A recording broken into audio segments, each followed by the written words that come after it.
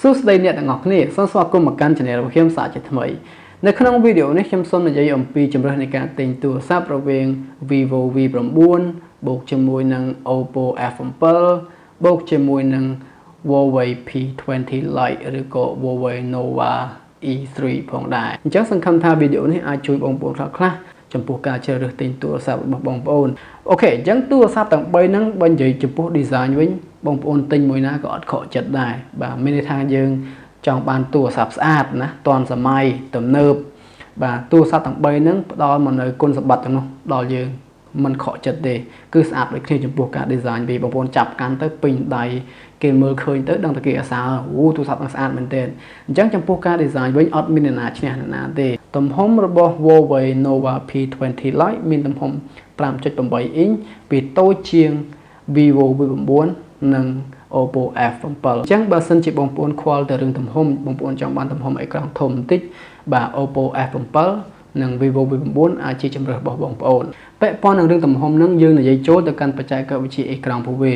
បាទបច្ចេកវិទ្យាអេក្រង់វានឹងគឺពពួក IPS LCD ប៉ុន្តែបើសិនជាបងប្អូនចង់បានអេក្រង់ល្អបន្តិចយើងឃើញថាពពួក oppo f7 ហ្នឹងបច្ចេកវិទ្យាអេក្រង់វា IPS ដូចគ្នាមែនប៉ុន្តែការបញ្ចេញ color វា oppo f7 អាចល្អជាងហើយកម្រិតអេក្រង់ទូរស័ព្ទទាំង3ហ្នឹងគឺដូចគ្នាបែបបិទគឺ full HD plus អូខេឥឡូវយើងនិយាយពីកម្លាំងម៉ាស៊ីនពួកវាម្ដងឬក៏ processor វាហ្នឹង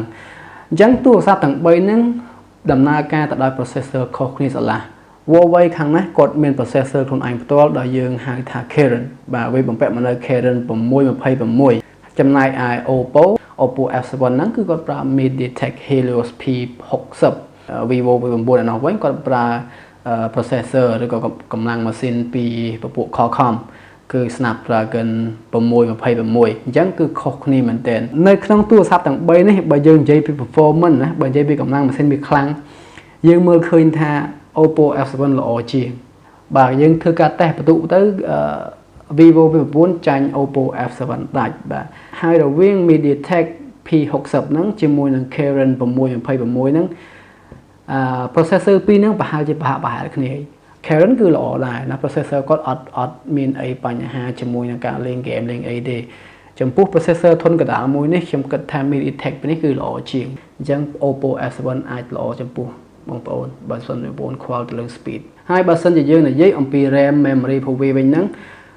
ទាំង3ហ្នឹងគឺដូចគ្នាបែបបិទលើកលែងតែ oppo មានគេហៅថាស៊េរីមួយទៀតណាដែលមាន RAM 6GB ហើយ memory វា 128GB ចំណែកឯ vivo និង nova p20 lite នេះគឺស្មើគ្នាទេមានតែ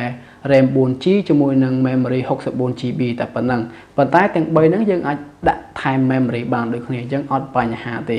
អូខេអញ្ចឹងឥឡូវជាចំណុចដែលយើងខ្វល់ជាងគេបាទយើងទិញទូរស័ព្ទមកភាគច្រើនគឺខ្ញុំខ្លួនឯងផ្ទាល់តែម្ដងគឺខ្ញុំសង្កត់ធ្ងន់ទៅលើកាមេរ៉ាបាទខ្ញុំចង់បានកាមេរ៉ាច្បាស់បាទមិនថាពីណាទេខ្ញុំជឿថាពីណាក៏ចង់បានទូរស័ព្ទដែលមានកាមេរ៉ាច្បាស់ដែរអញ្ចឹងទូរស័ព្ទទាំង3ហ្នឹងប្រហែលជាខុសគ្នាបន្តិចតួចបាទ p20 lite និង vivo v9 មានកាមេរ៉ាភ្លោះ2នៅខាងក្រោយដូចគ្នាបាទគាត់ថា configuration វាខុសគ្នាណាដោយ vivo v9 វាដាក់16បូកនឹង8 megapixel ចំណែកឯ p20 lite វាដាក់16បូកនឹង2 megapixel 2 megapixel នេះគឺជា depth sensor ដើម្បីវាចាប់ portrait mode ដើម្បីទុក2 megapixel ហ្នឹង blur background ខាងក្រោយរីឯ oppo f7 ណាកាមេរ៉ាខាងក្រោយមានតែមួយទេអញ្ចឹងយើងពិបាកបន្តិចកន្លែងហ្នឹងមិនដឹងជ្រើសរើសទិញខាងណាល្អប្រហែលជាមួយណាក៏បានដែរខ្ញុំគិតថាអញ្ចឹងតែមួយចំណុចមួយចំពោះវីដេអូវាវិញបាទ vivo v9 ថត 4K បានអញ្ចឹងបើសិនជាបងប្អូនចង់បាន 4K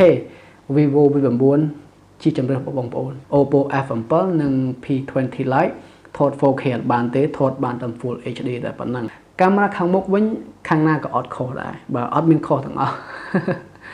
ព្រោះអីវាខ្លាំងដូចគ្នាណាបាទនៅលើ p20 lite បាទមាន16 megapixel ណាដែលមានកម្រិត aperture f2.0 ហ្នឹងគឺខ្លាំងណាស់ទៅហើយណា16ចំណែកឯ vivo v9 មាន24 megapixel រីឯ oppo f7 មាន 25 megapixel កាមេរ៉ាមុខវិញបងប្អូនទិញខាងណាក៏វាមិនខុសដែរគឺដូចគ្នាណាវាអត់មានមួយណាល្អជាងមួយណាទេហើយទាំង3ហ្នឹងគេហៅថាមាន portrait mode ដូចគ្នាមាន beauty mode ដូចគ្នាធ្វើទៅធ្វើឲ្យមុខយើងរលោងលើកលែងតែបងប្អូនចង់បាន 4K ជាមួយនឹងទូរស័ព្ទកម្រិតតម្លៃប៉ុណ្ណេះហ្នឹងអញ្ចឹង vivo V9 អាចជាជំរើសបងប្អូនបាទពួកអីវាថត 4K បានបាទហើយចំពោះកម្លាំងថ្មវាវិញខ្ញុំជឿថាoppo f7 ល្អជាងដោយសារ capacity វាធំជាង vivo បន្តិចហើយធំជាង nova 3e ដែរអូខេបងប្អូនទាំងអស់គ្នាអញ្ចឹងចំណុចសំខាន់មួយទៀតហ្នឹងគឺតម្លៃរបស់វាបាទអញ្ចឹងតម្លៃរបស់វាអត់សូវខុសគ្នាអីខ្លាំងណាស់ណាទេវាអត់ខុសគ្នាទៅដល់$50 ឬក៏$100នោះទេបាទដោយសារទូរស័ព្ទទាំង3ហ្នឹងជាទូរស័ព្ទកម្រិតតម្លៃជាពួក low budget អញ្ចឹងគាត់ធ្វើមកសម្រាប់តម្រូវឲ្យយើងដែលអ្នកអត់សូវមានលុយហ្នឹងទិញប្រើប្រាស់ហើយចង់បានរូបរាងស្អាតចង់បានកម្មវិធីថ្មីអញ្ចឹងទៅទូរស័ព្ទទាំង3ហ្នឹងផ្ដល់ជូនបងប្អូនបានចំពោះតម្លៃវាវិញវាអាចខុសគ្នាតិចតួចវាមិនខុសគ្នាមេឃមួយដីទេ oppo f7 ហ្នឹងមានតម្លៃ$330តែ340ចំណែកឯ vivo v9 ណាវាមានតម្លៃ350ហើយនឹង p20 lite វាមានតម្លៃ$324ទូរស័ព្ទទាំង3ហ្នឹងគឺល្អដូចគ្នាអញ្ចឹងខ្ញុំពិបាកថា recommend ឲ្យបងប្អូនទិញមួយណាល្អជាងមួយណាមែនទែនអញ្ចឹងសរុបមកដូចខ្ញុំនិយាយអញ្ចឹងបាទបើសិនជាបងប្អូនខ្វល់ទៅលើទំហំ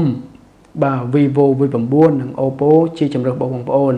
បើសិនជាបងប្អូនខ្វល់ទៅលើ 4K អញ្ចឹងមានតែ vivo v9 ទេបាទអញ្ចឹងនេះគឺជាវីដេអូរបស់ខ្ញុំទៅលើទូរស័ព្ទទាំង3ហ្នឹងបាទវាអាចខុសវាអាចត្រូវ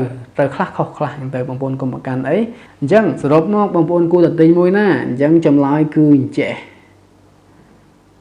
បងប្អូនទិញមួយណាក៏អត់ខុសដែរទូរស័ព្ទទាំង3ហ្នឹងគឺល្អដូចគ្នានេះជាចម្លើយរបស់ខ្ញុំទេវាអាចខុសអូខេបាយបាយ